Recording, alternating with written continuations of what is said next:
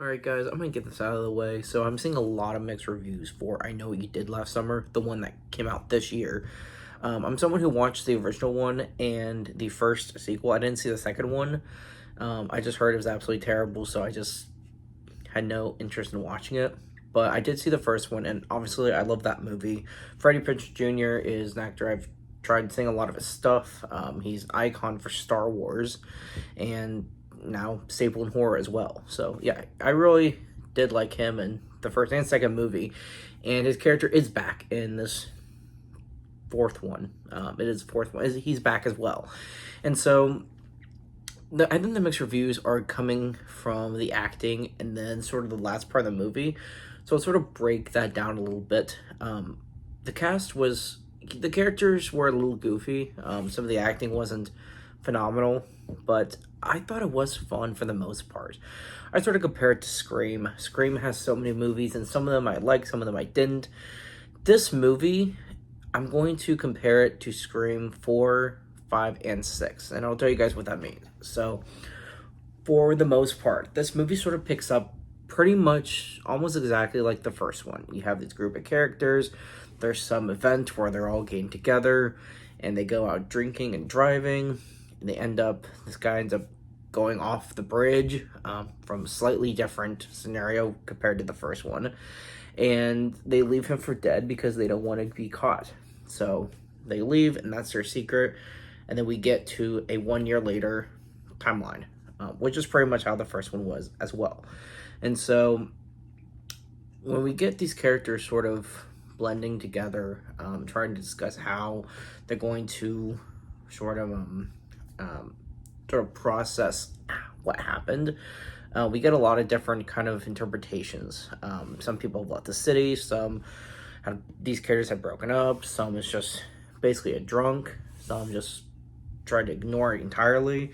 And so we get a lot of different perspectives from what happened to this event from this person going off the bridge.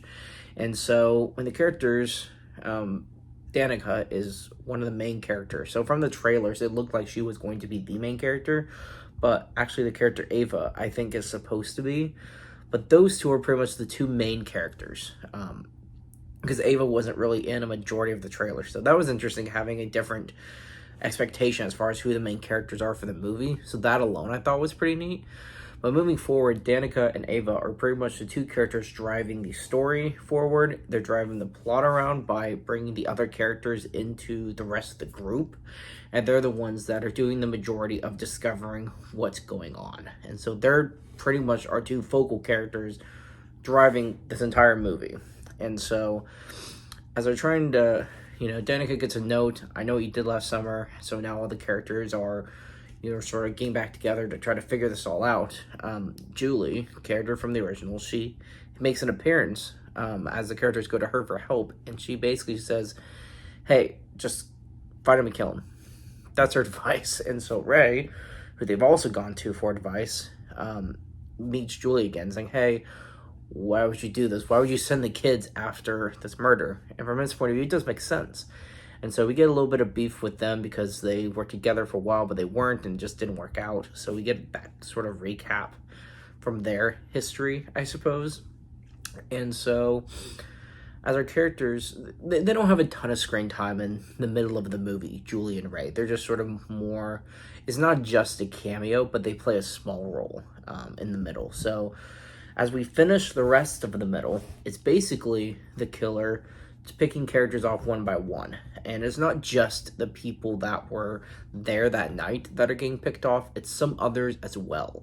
And it makes sense why those characters were targeted later when the killer reveal happens. But in the meantime, it's just sort of awkward because you're trying to figure out why or how would the killer know about these characters. And so we get a lot of character growth, and we learn a little bit more about the chemistry between these surviving characters as they're slowly being picked off one by one. We learn who still cares for who's going to defend the other character, and we sort of get that character building aspect. But as we go toward the last third of the movie, or I guess the last fourth, I would say, it felt like the last 20 minutes, is we only have a couple characters left, and they did throw us a plot twist where there's one character that seemed like it was going to be the killer, but then it wasn't. So as we go toward this final act, we have Ava, we have Danica, and we have one other friend of theirs who's on the boat just trying to leave to try to just escape the killings of what's going on. But it turns out this friend that they brought in begrudgingly a year ago into the group again, because they used to be friends, but then she wasn't. Then they brought her back to witness the murder, and then they went their separate ways. This friend turns out to be the killer.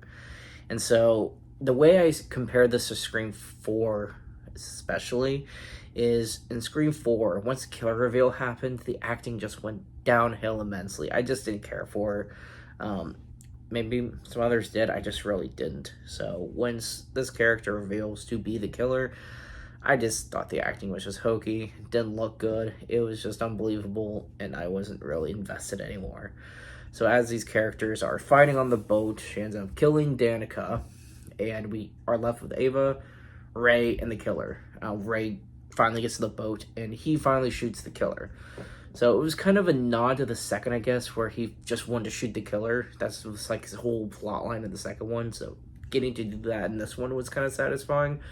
But then it's just Ray and Ava left, and they go back to his business, basically, back in the city.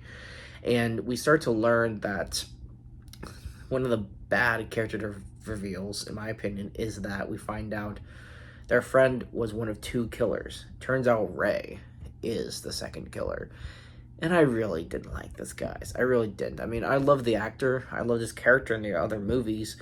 So to make him a killer, I thought it could have maybe possibly been interesting if the writers actually gave a damn about his character. So basically his whole reasoning for him to be a killer is he and Julie, what happened to them, people forgot about it.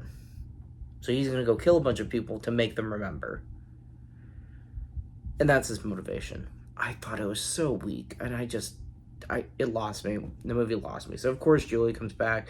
There's this confrontation between Julie and Ray where Ava ends up, I think she's the one that gets the really good hit on Ray where he's just about to die, and she and Julie have this last bit of exchange and he dies. So to bring a legacy character, to make him a villain for a very, very extremely weak motivation, I thought it was just, I didn't like it at all. I just really didn't. So as we go toward final moments of the movie, turns out Danica did survive after all. So when you have your final girl characters, there's now two of them besides Julie, because that I think was supposed to be the obvious outcome for her character. So we have Ava and Danica both survive. They agree, yeah, let's just be done with all this. But even though their ending scene, they get their happy ending, it's revealed that the other killer, the one that Ray shot, has mysteriously survived and is out there somewhere. So there's still a killer on the loose who sends a note to Carla, which was Julie's friend in the second movie. I still know what you did last summer, where she gets a cameo in the end when Julie goes to her doorstep. So we have Danica and Ava are done with all of it, and they get their happy ending, and now Julie and Carla are still wrapped up in the middle of all this. So it looks like they are going to do another. It's unclear whether Ava and Danica will end up being a part of the sequel as well. Carla and Julie looks like they'll be probably the main characters for the next one.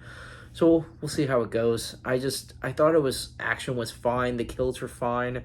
I thought the comedy was kind of funny, and I thought the characters played off of each other well, all the way up until the killer reveal, and then the rest of the movie just lost me after that. So that's why I compared to Scream 5 and 6, even though the acting I thought was better than Scream 4. Scream 5 and 6's killer reveal I thought was just flat. It was just disappointing. That's how I felt about this one. So yeah, we'll see. If there's a second one, I'll probably go see it just because I've seen most of these movies already, and I think a Julie and Carla team up would be kind of cool to see again. So yeah, here's hoping the next one is a lot better than this one. I didn't hate this one. I just wish things were done differently, and I especially wish that Ray's character was treated a little bit differently. So anyway, that's my review, guys. Let me know what you thought. I know a lot of people have extremely negative opinions of this movie, but yet there's a lot of people that are liking it as well. So it seems very mixed. I was sort of in the middle. Didn't love it, didn't hate it, but it was surface level. It was fun. So see it for yourself, guys. Thanks for watching.